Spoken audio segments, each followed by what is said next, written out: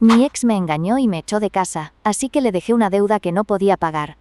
Ahora perdió todo y está arruinado. Nunca pensé que estaría escribiendo esto, pero necesito sacarlo de mi sistema. 5 años. 5 malditos años invertidos en alguien que me usó como su maldito trampolín financiero mientras se follaba a su asistente en nuestra cama. Para darles contexto, soy contadora y mi ex Marcos es el típico emprendedor carismático con un negocio de consultoría digital que yo ayudé a financiar. Mientras él jugaba al empresario exitoso en Instagram, yo era quien mantenía nuestras finanzas a flote. Clásico, ¿verdad? Durante 4 años vivimos juntos en una casa que, aunque estaba a su nombre, yo pagaba la mitad de la hipoteca, incluso más que la mitad algunos meses, cuando su negocio tenía dificultades temporales. Dios, qué ingenua fui. Todo explotó hace 6 semanas. Tenía una reunión importante que se canceló a último minuto. Así que llegué a casa 3 horas antes. Imaginen mi cara cuando abrí la puerta y escuché gemidos viniendo de nuestra habitación. Al principio pensé que estaba viendo Nopor o algo así. No era Nopor. Bueno, técnicamente sí lo era. Pero protagonizado por mi novio y su asistente. Esa chica que él me había asegurado que solo era profesional. Cuando le pregunté por los mensajes a las 11 de la noche, me quedé paralizada en el marco de la puerta. Ellos ni siquiera me notaron por un buen minuto. Cuando finalmente se dieron cuenta, la cara de Marcos no mostró culpa sino molestia. Molestia. Como si yo fuera quien interrumpía algo importante. ¿Qué haces aquí tan temprano?, fue lo primero que dijo. No lo siento, o puedo explicarlo. No, el hijo de puta me preguntó qué hacía yo en nuestra casa. La discusión que siguió fue brutal. Grité, lloré, exigí explicaciones. Su asistente se vistió a toda prisa y salió prácticamente corriendo. Y entonces vino la bomba. Esto no está funcionando, Elena. Hace tiempo que quería terminar, pero no encontraba el canines. Momento adecuado. ¿El momento adecuado? ¿Mientras se follaba a otra en nuestra cama? Le dije que se fuera él, que yo había pagado tanto de esa casa como él. Su respuesta me dejó helada. Esta casa está a mi nombre, tú te vas. Intenté razonar, recordándole todas las transferencias mensuales por años, pero solo se rió. Me dio 24 horas para sacar mis cosas personales. Lo demás lo consideraré como tu contribución a nuestra relación. Considéralo un aprendizaje. Esa noche, destrozada, empaqué lo esencial y me fui a casa de mis padres. Ellos me recibieron con los brazos abiertos, aunque podía ver la preocupación en sus ojos. Deberías buscar soluciones pacíficas, me dijo mi madre mientras yo revisaba frenéticamente mis cuentas bancarias. Porque sí, mientras empacaba me di cuenta de algo aún más perturbador. Había extracciones importantes de nuestra cuenta conjunta en los últimos meses. Dinero que yo había aportado y que ahora estaba. ¿Dónde? Mi padre, siempre conciliador, sugirió hablar con Marcos cuando las aguas se calmaran. Seguro hay una explicación razonable. No dormí esa noche. Ni la siguiente. Pasé horas revisando extractos bancarios, descubriendo más y más irregularidades. Marcos había estado desviando sistemáticamente fondos durante al menos 6 meses. Una semana después, cuando volví por el resto de mis cosas, supervisada por él como si yo fuera la ladrona, encontré accidentalmente una carpeta con documentos financieros. La tomé cuando él no miraba. Esa noche, leyendo esos papeles, sentí que el suelo se abría bajo mis pies. Había préstamos, líneas de crédito y avales donde aparecía mi nombre, algunos con firmas que parecían mías pero que yo jamás había firmado. Le mandé mensajes exigiendo explicaciones. Silencio. Lo llamé 20 veces. Nada. Finalmente recibí un mensaje. Deja el drama. Firmaste todo voluntariamente. No te hagas la víctima ahora. Esa noche, entre lágrimas de rabia, llamé a mi amiga Claudia, abogada familiar. Escuchó en silencio mi historia y suspiró profundamente. Esto es peor de lo que pensaba, Elena. Pero tengo una idea. ¿Qué tan bien conoces las finanzas de Marcos? Como la palma de mi mano, respondí, secándome las lágrimas.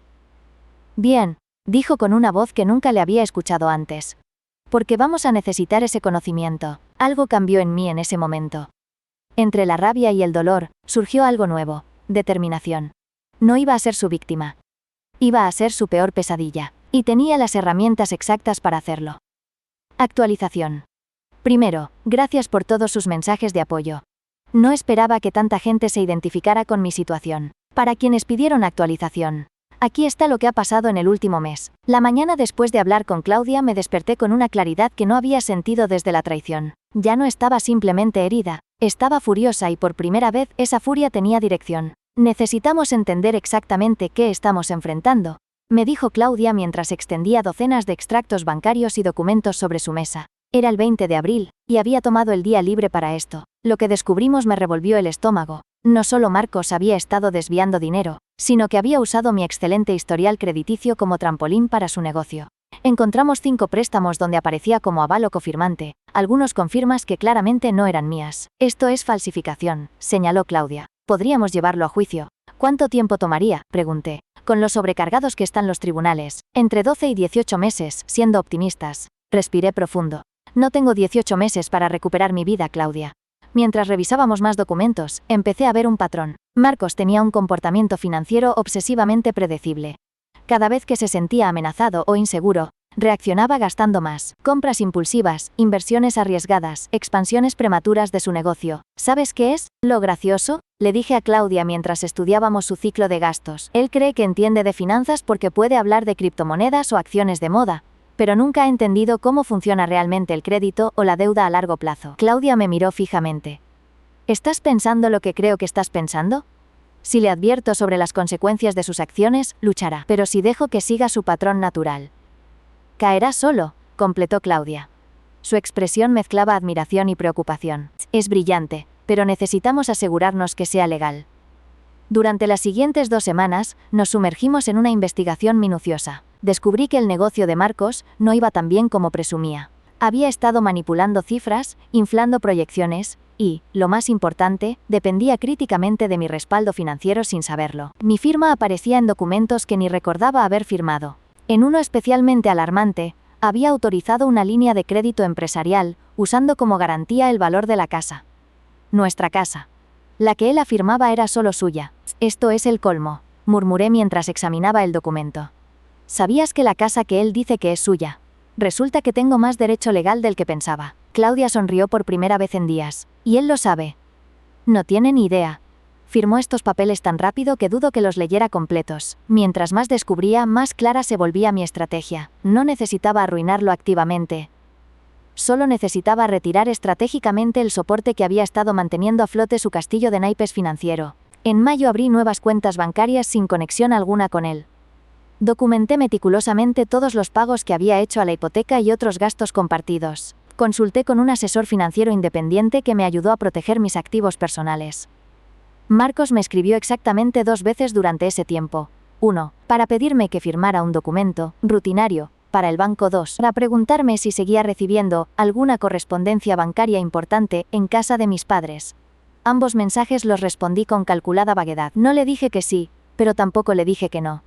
Lo mantuve en ese limbo de incertidumbre que sabía que lo haría actuar impulsivamente. Mi terapista estaba preocupada. Elena, entiendo tu dolor, pero la venganza raramente trae paz. No es venganza, le expliqué. Es justicia financiera. No voy a hacer nada ilegal o inmoral. Solo voy a dejar que él enfrente las consecuencias de sus propias decisiones. Una noche, mientras revisaba nuestro historial financiero, encontré algo que me dejó sin aliento. Marcos había estado planeando esto por más tiempo del que imaginaba. Había correos electrónicos de hace más de un año discutiendo con su asistente, sí, la misma, cómo reestructurar el negocio, para minimizar mi participación una vez que ya no me necesitara. Ese fue mi punto de inflexión. Hasta ese momento, parte de mí seguía dudando, preguntándose si estaba yendo demasiado lejos. Pero esos correos me mostraron la verdad. Marcos nunca me había visto como una pareja. Había sido un activo para él. Un medio para un fin. Y ahora, era mi turno de mostrarle exactamente por qué nunca debió subestimarme.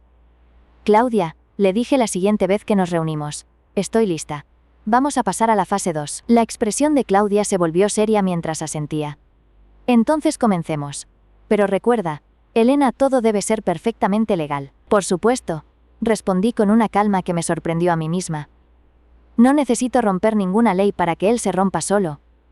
Ya no lloraba por las noches, ahora dormía con la tranquilidad de quien tiene un plan.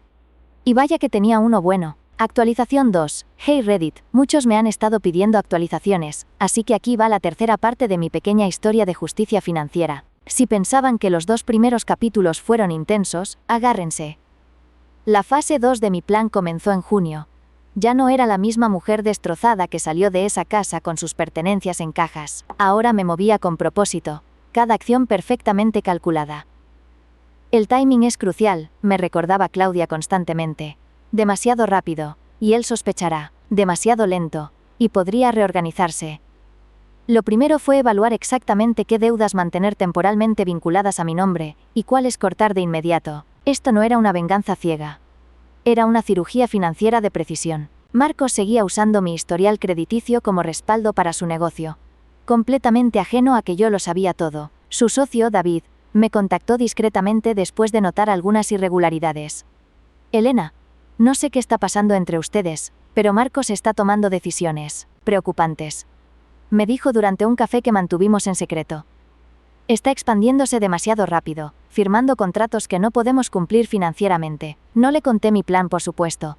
Solo le agradecí la información con una sonrisa que debió parecerle extraña. Solo estoy preocupada por mi parte en todo esto. Le respondí con estudiada vaguedad. ¿Tú crees que el negocio puede aguantar ese ritmo de crecimiento? David dudó. Si todo sale perfecto, tal vez. Pero Marcos está actuando como si tuviera un colchón financiero que francamente no veo por ninguna parte. Porque ese colchón era yo, pensé, y acabo de retirarlo. En julio, comencé a desvincularme estratégicamente de las cuentas menores, manteniendo solo aquellas donde mi desaparición inmediata dispararía alarmas. Cada movimiento estaba documentado, cada acción dentro de los límites legales. Marcos me llamó un domingo por la noche, claramente estresado. Elena, el banco me está haciendo preguntas raras sobre la línea de crédito. ¿Les has dicho algo? ¿Por qué les hablaría? Tú dejaste muy claro que ya no soy parte de tu vida, respondí con una calma que lo desconcertó. Mira, podemos arreglar esto como adultos. ¿Qué tal si nos reunimos para hablar? Casi me río. El hombre que me había echado con mis cosas en cajas ahora quería hablar como adultos. Lo siento, estoy ocupada rehaciendo mi vida. Exactamente como me pediste. En agosto, mi plan avanzaba perfectamente. Obtuve un aumento en mi trabajo. Resulta que cuando canalizas toda tu energía en ser profesional, los resultados son impresionantes. Me mudé de casa de mis padres a un apartamento pequeño pero mío. Cada paso me alejaba de la dependencia emocional de Marcos. Entonces recibí un mensaje inesperado de la asistente de Marcos. Necesitamos hablar. Es importante. Nos encontramos en un parque, lejos de ojos curiosos. Parecía nerviosa, culpable. Marcos no es quien tú crees, comenzó, evitando mi mirada. Oh, cariño, ya sé exactamente quién es, la interrumpí. La pregunta es, ¿tú lo sabes? Le mostré algunos de los documentos que había recopilado. Su rostro palideció gradualmente. Yo. No sabía lo de la hipoteca, murmuró. Me dijo que la casa era completamente suya. Le mintió a su novia de 5 años. ¿De verdad creíste que sería honesto contigo? Ella me miró con nuevos ojos. ¿Qué vas a hacer? Absolutamente nada, sonreí. Y ese es precisamente el problema para Marcos. En septiembre, escuché por David que Marcos estaba a punto de firmar un contrato masivo de expansión, basado en proyecciones extremadamente optimistas. El tipo de contrato que requeriría verificación crediticia exhaustiva.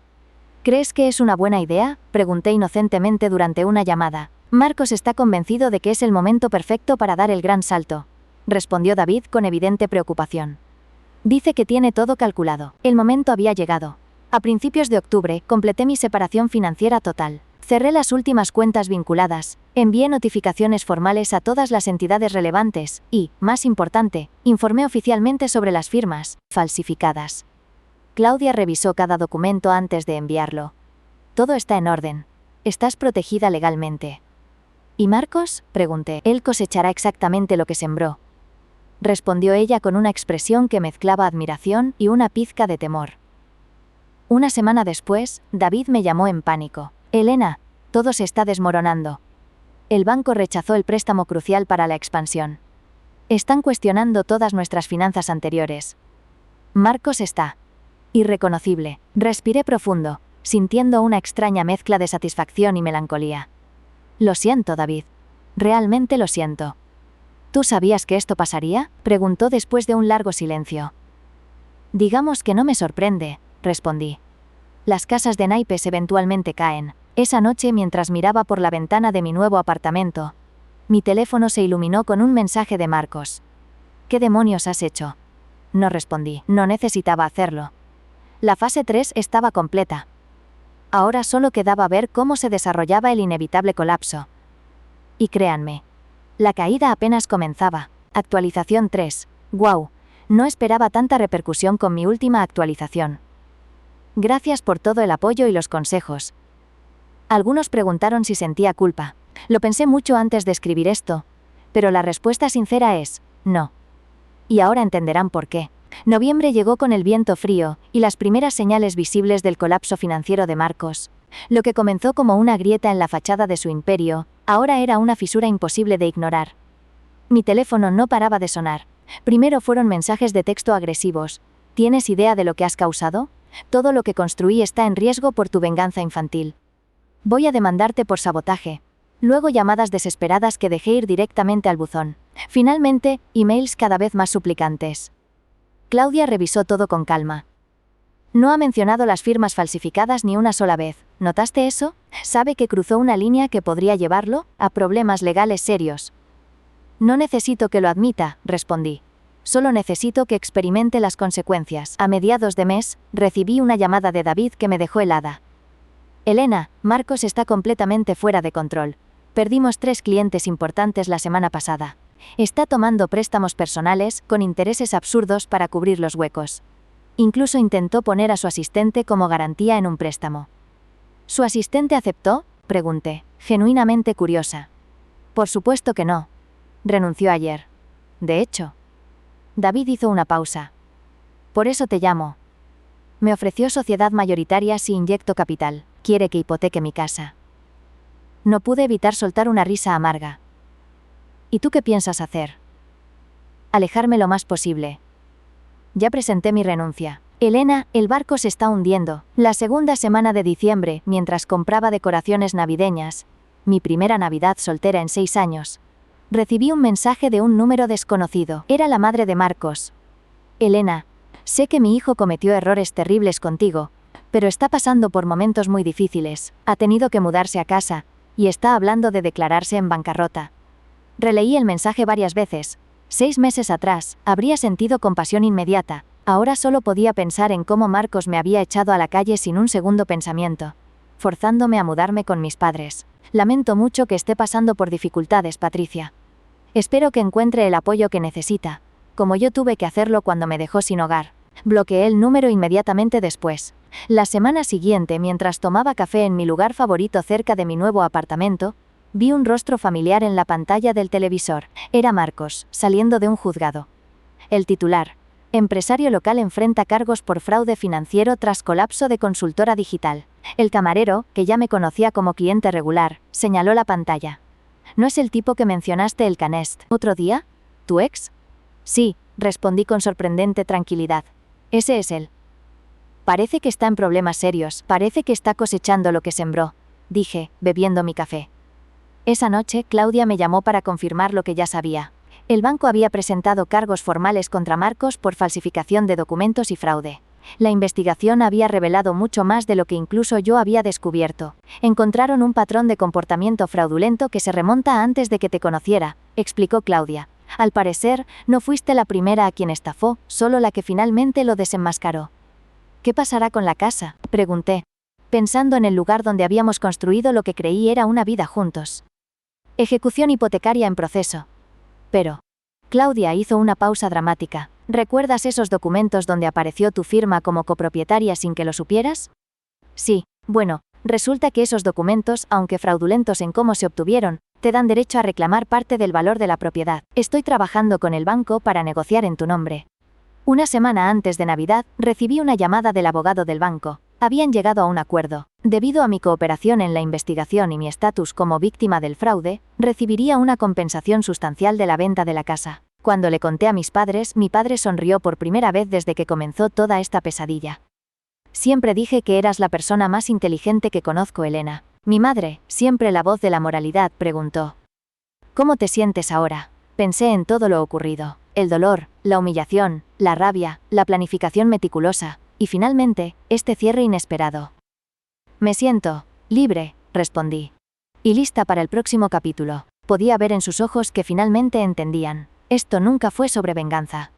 Fue sobre justicia y recuperación. Y créanme, la justicia poética es un plato que sabe mucho mejor cuando se sirve fríamente calculado. La fase 4 estaba completa.